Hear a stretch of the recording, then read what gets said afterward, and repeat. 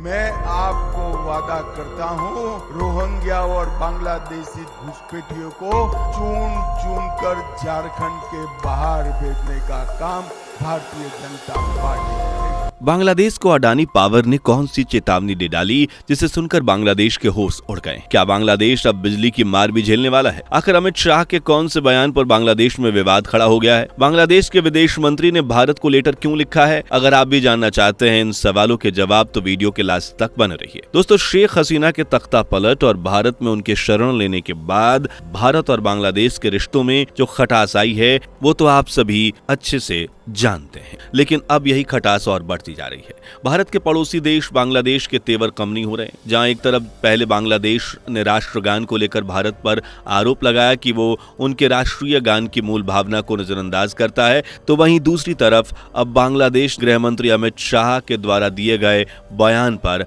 आपत्ति और नाराजगी जताई है।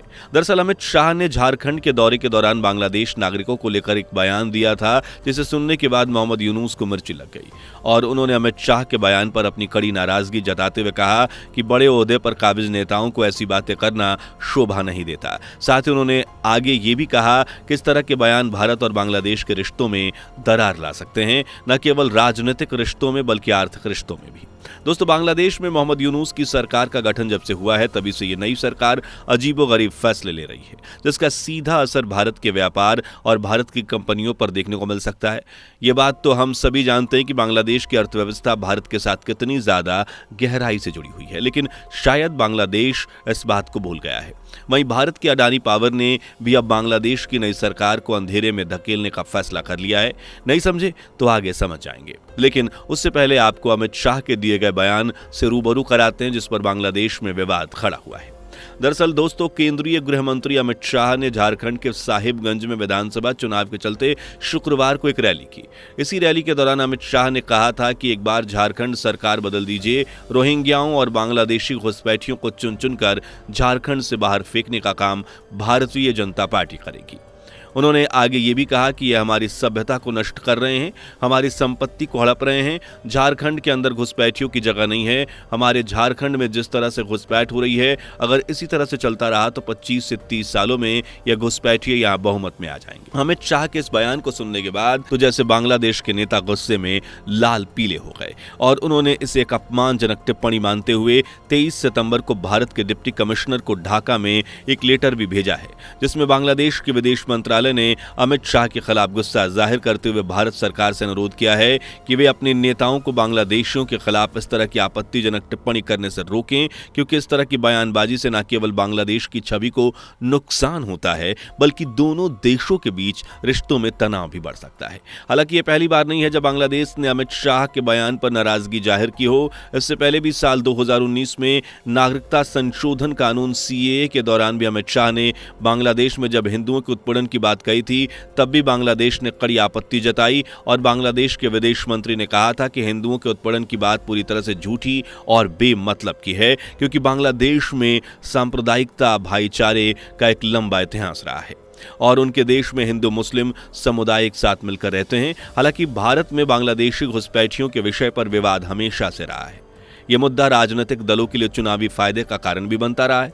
कई रिपोर्ट्स बताती हैं कि भारत में बांग्लादेशी घुसपैठियों की संख्या को लेकर अक्सर विवाद रहता है। वहीं अलग अलग रिपोर्ट में कहा गया है कि भारत में अवैध बांग्लादेशी प्रवासियों की संख्या 2 करोड़ के आसपास हो सकती है और यह आंकड़ा भारतीय राजनीति में अक्सर चर्चा का विषय भी बनता है, जिसके लिए अलग अलग राजनीतिक दलों में मतभेद भी देखने को मिलता है। जैसे साल 2004 में तत्कालीन गृह राज्य मंत्री प्रकाश जायसवाल ने संसद में कहा था कि भारत में 12 करोड़ से ज्यादा की संख्या में अवैध बांग्लादेशी रह रहे हैं। हालांकि इस बयान पर भी काफी विवाद हुआ था और इस विवाद की वजह से बयान को वापस ले लिया गया।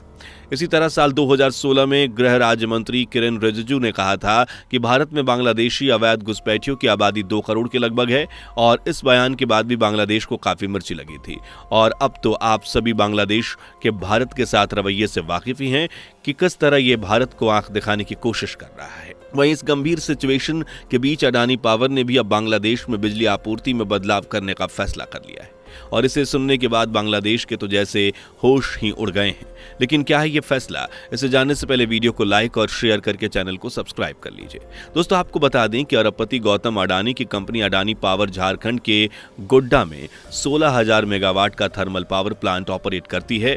पहले अडानी पावर बांग्लादेश को अपनी पूरी बिजली प्रोडक्शन प्रोवाइड कर रहा था, लेकिन अब यह कंपनी अपनी ऊर्जा को भारतीय बाजार में बेचने की योजना बना रही है और इसकी वजह है बकाया भुगतान। जी हां, अडानी पावर बांग्लादेश में करीब $800 मिलियन से भी ज्यादा का बकाया है और जिसे बांग्लादेश अपनी राजनीतिक उथल पुथल की वजह से चुका नहीं पा रहा है।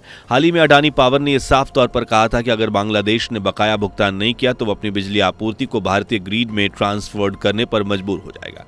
इस बारे में इंडियन एक्सप्रेस की एक रिपोर्ट में कहा गया कि अडानी पावर इस प्लांट को बिहार के लखीसराय में एक सब स्टेशन के जरिए भारतीय ग्रिड से जोड़ने की प्लानिंग कर रहा है। बता दें कि अडानी पावर ने बांग्लादेश को बकाया भुगतान करने के लिए एक निश्चित समय सीमा तय की है और कहा कि अगर बांग्लादेश इस फिक्स्ड टाइम पीरियड में भुगतान नहीं चुका पाता है तो अडानी पावर अपनी बिजली की आपूर्ति को रोक देगा और अगर अडानी पावर ने ऐसा कर दिया तो बांग्लादेश पर मुसीबतों का पहाड़ टूट पड़ेगा, वहां के घरों में अंधेरा छा जाएगा। इसी बात से परेशान बांग्लादेश की सरकार ने जब अडानी पावर का यह कड़ा फैसला सुना तो बांग्लादेश ने अडानी पावर के बकाया $800 मिलियन में से $150 मिलियन का भुगतान कर दिया। ब्लूमबर्ग की रिपोर्ट के मुताबिक ये भुगतान बांग्लादेश के अंतरिम सरकार ने अडानी पावर को बिजली आपूर्ति के लिए किया है। हालांकि अब भी बांग्लादेश के सर पर अडानी का बकाया $650 मिलियन का कर्ज है। वहीं बांग्लादेश के ऊपर बकाया सभी कर्जों की बात करें तो पिछले अगस्त तक बांग्लादेश का कुल बकाया कर्ज लगभग $2.5 बिलियन था, यानी इस पर $2.5 बिलियन जितना बड़ा कर्जा था जिसमें ऊर्जा क्षेत्र का बड़ा हिस्सा शामिल था। हालांकि अब अडानी पावर ने शेख हसीना की वजह से बांग्लादेश को कुछ नहीं कहा, लेकिन अब नई सरकार के आने के बाद उसने बांग्लादेश से अपने बकाया भुगतान मांगना शुरू कर दिया है और अडानी पावर और बांग्लादेश के बीच ये फाइनेंशियल पोजीशन एक महत्वपूर्ण मुद्दा बन गई है, जिससे ये साफ जाहिर होता है कि बांग्लादेश को अपनी बिजली की जरूरतों को पूरा करने के लिए अडानी पावर पर निर्भर रहना पड़ सकता है। वहीं अडानी पावर भी अच्छी तरह से जानता है कि बांग्लादेश को बिजली आपूर्ति के लिए उसकी जरूरत तो पड़ेगी ही, क्योंकि उसके पास कोई दूसरा ऑप्शन भी नहीं है और ना ही फिलहाल बांग्लादेश की आर्थिक स्थिति मजबूत है। वहीं बांग्लादेश के रिश्ते वैसे भी भारत के साथ कुछ अच्छे नहीं चल रहे हैं, तो ऐसे में भारत और बांग्लादेश के बीच का यह तनाव भविष्य में और भी नए विवादों का रूप ले सकता है, क्योंकि भारत की राजनीतिक स्थिति और बांग्लादेश के आंतरिक मामले ने इन दोनों के रिश्ते बिगाड़ दिए हैं। जहां एक और बांग्लादेश की सरकार भारत के खिलाफ कड़े रुख अपनाने का फैसला कर चुकी है, वहीं दूसरी तरफ भारत भी अपने हितों की सुरक्षा के लिए पूरी तरह से तैयार है और जब बांग्लादेश भारत पर बुरी नजर डालेगा तो फिर भारत भी पीछे नहीं हटने वाला। दोस्तों अगर ऐसी ही सिचुएशन जारी रहती है तो दोनों देशों के बीच व्यापार और व्यापारिक संबंधों में भी गिरावट देखने को मिल सकता है, क्योंकि भारत ने हमेशा बांग्लादेश को अपना मानकर उसे एक महत्वपूर्ण व्यापारिक साझेदार के रूप में देखा है। लेकिन अगर बांग्लादेश अपनी विदेश नीति और कड़ा बर्ताव इख्तियार करता है, भारत के खिलाफ आवाज उठाता है और या उसे आंख दिखाने की कोशिश करता है, तो ये भारत के साथ उसके रिश्ते को बहुत खराब कर सकता है। लेकिन इस बात में कोई दो राय नहीं है कि भारत में चुनावी राजनीति अक्सर बांग्लादेशी घुसपैठियों के मुद्दे पर ही लड़ी जाती है और इससे राजनीतिक दलों के बीच मतभेद पैदा हो जाते हैं। साथ ही चुनावी लाभ के लिए इस मुद्दे का इस्तेमाल किया जाता है जिससे वोटरों के बीच एक पॉजिटिव इमेज क्रिएट की जा सके। और अब लास्ट में तो बस यही सवाल उठता है कि क्या अमित शाह के बयान बांग्लादेश के लिए रियलिटी का रिफ्लेक्शन है या केवल राजनीतिक बयानबाजी का हिस्सा। दोस्तों आपको क्या लगता है? अपनी राय हमें कमेंट करके जरूर बताएं। साथ ही ये भी बताएं कि बांग्लादेश के खिलाफ अडानी पावर का फैसला आपको कैसा लगा। अगर वीडियो अच्छी लगी हो तो वीडियो को लाइक शेयर करके चैनल को सब्सक्राइब कर लें। मिलते हैं अगली वीडियो में, तब तक के लिए अपना ध्यान रखें। दोस्तों आपको स्क्रीन पर 2 और वीडियोस दिखाई दे रही हैं, जिसे देखने के लिए स्क्रीन पर क्लिक करें।